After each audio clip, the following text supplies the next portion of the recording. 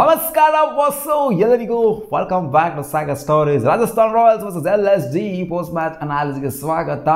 ಇದೊಂಥರ ಪ್ಲೇನ್ ಆಗಿತ್ತು, ಇದೊಂಥರ ಒನ್ ಸೈಡೆಡ್ ಆಗಿತ್ತು ಮ್ಯಾಚು. ಫಸ್ಟ್ ಮ್ಯಾಚು ಕೂಡ ಒಂಥರ ಒನ್ ಸೈಡೇ ಇತ್ತು, ಬಟ್ ಆದರೂ ಸಿಕ್ಕಾಪಟ್ಟು ಸ್ವಲ್ಪ ಕ್ಲೋಸಿಗೆ ಬಂದರು. ಬಟ್ ಹೈ ಸ್ಕೋರಿಂಗ್ ಆಗಿತ್ತು ಫಸ್ಟ್ ಮ್ಯಾಚು. ಮುಂಬೈ ಸೋತಂಥ ಮ್ಯಾಚು. ಬಟ್ ಈ ಮ್ಯಾಚು ಒಂಥರ ಏನು ಗುರು ಇದು ಹಿಂಗೆ ಇದೇನು ತಳ್ತಾ ಇನ್ನು ಹೊಡೆದ್ಬಿಟ್ಟು ಬೇಗ ಮುಗಿಸೋದ್ಬಿಟ್ಟು ಆರಾರು ಇನ್ನೊಂದು ಸ್ವಲ್ಪ ಚೆನ್ನಾಗಿ ಹೊಡೆದ್ಬಿಟ್ಟು ಅಂತ ಅನ್ನೋ ಥರ ಆಗಿತ್ತು. ಒಂಥರ ಇದು ಕೂಡ ಒನ್ ಸೈಡ್ ಮ್ಯಾಚ್ ಆಗೋಯ್ತು. ಬಟ್ ಇದೊಂಥರ ಟಿಪಿಕಲ್ IPL ಮ್ಯಾಚ್ ಹೆಂಗಿರ್ತಿತ್ತು ಮುಂಚೆ ಹೆಂಗಿರ್ತಿತ್ತು ಆ ಥರ ಇತ್ತು. ಬಟ್ ಫಸ್ಟ್ ಮ್ಯಾಚು ಈ ಸೀಸನಲ್ಲಿ ಹೆಂಗಿರಬೇಕು ಟಿಪಿಕಲ್ ಆಗಿ ಆ ಥರ ಇತ್ತು. ಅದೇ ಹೈ ಸ್ಕೋರಿಂಗ್ ಮ್ಯಾಚು, 250+ ಕ್ಲಾಕ್ ಮಾಡೋವಂಥ ಮ್ಯಾಚು. ಈ ಮ್ಯಾಚು 190 ವಿನಿಂಗ್ ಸ್ಕೋರು ಆ ಥರ ಮ್ಯಾಚ್ ಇತ್ತು. ಸೊ ಇನ್ನೂ ಹೊಡೆದಿರ್ಬೋದಾಯ್ತು. ಹಂಗೆ ನೋಡೋಕೆ ಲಕ್ನೋ ಸೂಪರ್ ಜೈಂಟ್ಸ್ ಅವರು ಸ್ವಲ್ಪ ತಿನ್ಕಾಡಿದ್ರು ಅಂತ ಹೇಳಬೇಕು. Lucknow super Giants 196 actually 200 clock ಮಾಡಿರ್ಬೋದು, 200ಗಿನ ಮೇಲ್ಗಡೆ ದಾಟಿಸಿರ್ಬೋದಾಗಿತ್ತು ಸ್ಕೋರ್ನ.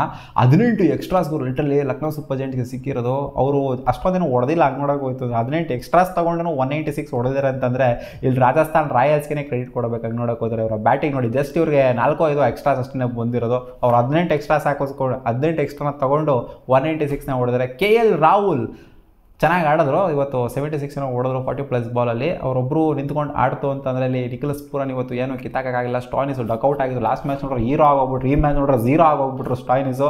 ಅದೇ every day is not a Sunday ಅಂತ ಹೇಳ್ತಾರಲ್ಲ, ಅದೇ ರೀತಿ ಇವತ್ತು ಆಗಿದ್ದು. ಸ್ಟಾಯ್ನಿಸ್ ಡ್ರೀಮ್ ಎಲೆವೆನ್ ಟೀಮಲ್ಲಿ ಎಷ್ಟೋ ಜನ ಕ್ಯಾಪ್ಟನ್ ಮಾಡಿರ್ತೀರ, ಇವತ್ತು ಹಾಕೊಂಡು ತದಕ್ತನಮ್ಮ ನಮ್ಮ ಸ್ಟಾಯ್ನಿಸು ಅಂತ ನೋಡಿದ್ರೆ ಇವತ್ತು ಡಕೌಟ್ ಆಗೋಗ್ಬಿಟ್ರು, 0 ಆಗೋಗ್ಬಿಟ್ರು. ಅಲ್ಲಿ ಪೂರನ್ ಕೈಲೂ ಏನೂ ಮಾಡೋಕ್ಕಲ್ಲ. ದೀಪಕ್ ಕೂಡ ಬಂದ್ಬಿಡಲಿ ಬಾಟಮಲ್ಲಿ ಚೆನ್ನಾಗಿ ಪರ್ಫಾರ್ಮ್ ಮಾಡಿದ್ರು, 50ನ ಹೊಡೆದ್ರು. ಇವರಿಬ್ಬರ ಪರ್ಫಾರ್ಮೆನ್ಸಿಂದ KL ರಾಹುಲ್ ಮತ್ತು ದೀಪಕ್ ಕೂಡ ಅವರ ಪರ್ಫಾರ್ಮೆನ್ಸಿಂದ 196ನ ತಲುಪಿದ್ರು. ಈ ಕಡೆ ಏನು ಎಲ್ಲರಿಗೂ ಹಾಕೊಂಡು ವಾಂಚ್ಬಿಟ್ರು ಅಂತ ಅಲ್ಲ, ಪರವಾಗಿಲ್ಲ. ಒಂದು ರೇಂಜಿಗೆ 40 ಎಲ್ಲ ಕನ್ಸಿಡರ್ ಮಾಡಿದರೆ 50s ಎಲ್ಲ ಯಾರೋ ಓಡಿಸ್ಕೊಂಡಿಲ್ಲ ಬೌಲರ್ಸ್ಗಳು. ಹಂಗೆ ನೋಡೋಕೆ ಸ್ಯಾಂಡಿ ಸಖತ್ ಬೌಲಿಂಗ್ ನಾವು ಮಾಡಿದ್ದು. ಇನಿಷಿಯಲ್ ಬ್ರೇಕ್ನ ತೊಗೊಂಡ್ಕೊಟ್ಬಿಟ್ಟಿದ್ದು ಸ್ಯಾಂಡಿನೇ. ಸೊ ಸ್ಯಾಂಡಿ ಎಕನಾಮಿಕಲ್ ಸ್ಪೆಲ್ ಕೂಡ ಮಾಡಿ 2 ವಿಕೆಟ್ನ ಕೂಡ ತೆಗೆದಿದ್ದಾರೆ. ಸೊ ಈ ಕಡೆ ಬಂತು ಇದನ್ನು ಚೇಸ್ ಡೌನ್ ಮಾಡೋದಕ್ಕೆ ಅಂತ ಬಂದರು.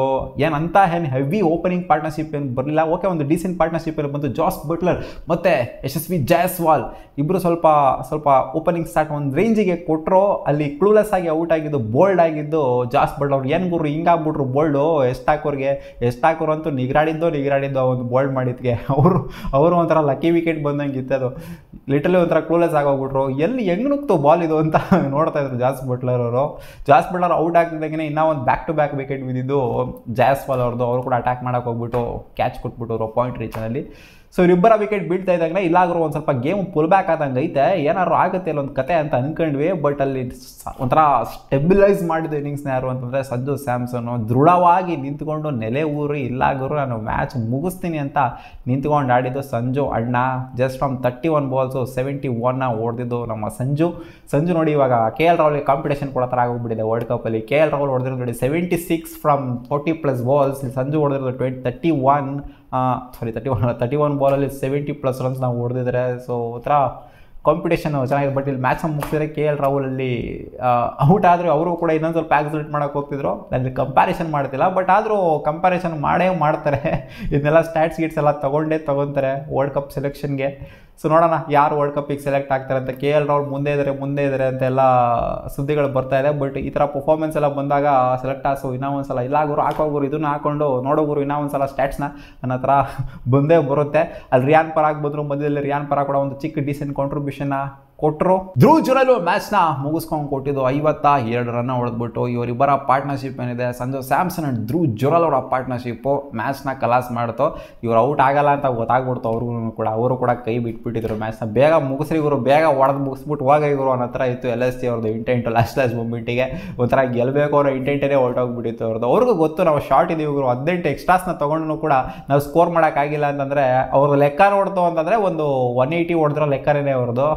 18 ಎಕ್ಸ್ಟ್ರಾಸ್ ತೊಗೊಂಡಿದ್ರು, ಅದಕ್ಕೋಸ್ಕರ ಹೇಳ್ತಾ ಇರೋದು. ಓಕೆ, ಗೆದ್ದರು ಆರಾಮಾಗೆ, ಕನ್ವಿನ್ಸಿಂಗಾಗಿ ಗೆದ್ದರು. ಏನು ಅಂತ ಸ್ಟ್ರಗಲ್ ಗೀಗಲೆಲ್ಲ ಏನೂ ಇರಲಿಲ್ಲ. ಒನ್ ಸೈಡ್ ಮ್ಯಾಚ್ ಇದು. ಅದೇ 19ನೇವರೆಗೂ ಬಂದಿದ್ದೆ ದೊಡ್ಡ ವಿಚಾರ. ಇನ್ನೂ ಬೇಗ ಹೊಡೆದ್ಬಿಟ್ಟು ಮುಗಿಸ್ಬೇಕಾಗಿತ್ತು. ಆಡ್ತಿದ್ದ ರೀತಿ ನೋಡ್ತು ಅಂತಂದರೆ ಹೇಳ್ತೀನಿ. ಸೊ ಓಕೆ, ಇವತ್ತು ಸಂಜು ಸ್ಯಾಮ್ಸನ್ ಮಸ್ತಾಗಿ ಪರ್ಫಾರ್ಮ್ ಮಾಡಿದರೆ. ಈ ಕಡೆ ನಾಯಿಗೆ ಓಡಿಸ್ಕೊಂಡಿದ್ದು ಸೈಕಾಗಿ ಓಡಿಸ್ಕೊಳ್ರು ಅವರು. ಎಷ್ಟಾಗೋರು ಅಂತ ಹುಚ್ಚನಾಗಿ ಓಡಿಸ್ಕೊಂಡ್ರು. 50 ರನ್ ಇಬ್ಬರು ಆ್ಯಕ್ಚುಲಿ 50 ರನ್ ಓಡಿಸ್ಕೊಂಡ್ರು. ಮೊಹಸಿನ್ ಖಾನು 50 ರನ್ ಓಡಿಸ್ಕೊಂಡಿದ್ದಾರೆ. ಸೊ ಇವರಿಬ್ಬರು ಅಷ್ಟಾಗಿ ಆಡಿದ್ರು, ಅಂದರೆ ಅಷ್ಟಾಗಿ ಬೌಲಿಂಗ್ನ ಮಾಡಿದ್ರು ಅಂತ ಹೇಳಬೇಕು. ಹೌದು, ವಿಕೆಟ್ನ ತೆಗೆದ್ರು ಇನಿಷಿಯಲಿ ಎಷ್ಟು ಹಾಕೋರು, ಅದಾದಮೇಲೆ ನಾಯಿಗೆ ಓಡಿಸ್ಕೊಂಡ್ಬಿಡೋದ. ಸೊ ಓಕೆ, ಕಂಟ್ರೋಲ್ ಅಂತೂ ಇರಲಿಲ್ಲ ಇವತ್ತು LSG ಅವ್ರಿಗೆ, ಏನೂ ಇರಲಿಲ್ಲ. ಮಯಾಂಕ್ ಯಾದವ್ ಇದ್ದಾಗ ಒಂದು ಸ್ವಲ್ಪ ಕಂಟ್ರೋಲ್ ಇತ್ತು ಬೌಲಿಂಗಲ್ಲಿ. ಒಂಥರ ಇವಾಗ ಎಲ್ಲ ನೀರಲ್ಲಿ ಹೋಮ ಥರ ಆಗೋಗ್ಬಿಟ್ಟಿದೆ, ಬರೀ ಬ್ಯಾಟಿಂಗ್ನ ಗೆಲ್ಲಿಸ್ಬೇಕಾಗಿದೆ. ಅದು ಲಾಸ್ಟ್ ಮ್ಯಾಚು ಮಾರ್ಕಸ್ ಸ್ಟೋನಿಸ್ ಅವ್ರು ಅನ್ಬಿಲೀವೇಬಲ್ ಆಗಿ ಗೆಲ್ಸಿದ್ರೆ ಅಂದರೆ ಗೆಲ್ತಾ ಇರಲ್ಲ LSG ಲಾಸ್ಟ್ ಮ್ಯಾಚಲ್ಲೇ. ಇವತ್ತು 2 ಪ್ರಿಡಿಕ್ಷನ್ ಕೂಡ ಹೊಗೆ ಹಾಕಿಸ್ಕೊಂಡಿದ್ದೆ. ಇವತ್ತು ಫೇವ್ರೇಟ್ ಟೀಮಿಂದ ಹೋಗಿಲ್ಲ ನಾನು. ಇವತ್ತು ಫೇವ್ರೇಟ್ ಟೀಮ್ ಗೆಲ್ಲೋದಿಲ್ಲ ಅಂತ ಹೇಳಿದ್ದೆ. ಇವತ್ತು LSG ಗೆಲ್ಲುತ್ತೆ ಅಂತ ಹೇಳಿದ್ದೆ, ಜೊತೆಗೆ ಮುಂಬೈ ಇಂಡಿಯನ್ಸ್ ಗೆಲ್ಲುತ್ತೆ ಅಂತ ಹೇಳಿದ್ದೆ. ನೋಡಿದ್ರೆ ಎಲ್ಲ ಉಲ್ಟಾ ಆಗಿದ್ದು. DC ಮತ್ತೆ ಗೆದ್ದಿದ್ದು RR. ಸಿಗೋಣ ಮುಂದಿನ ವಿಡಿಯೋದಲ್ಲಿ. ಬಾ.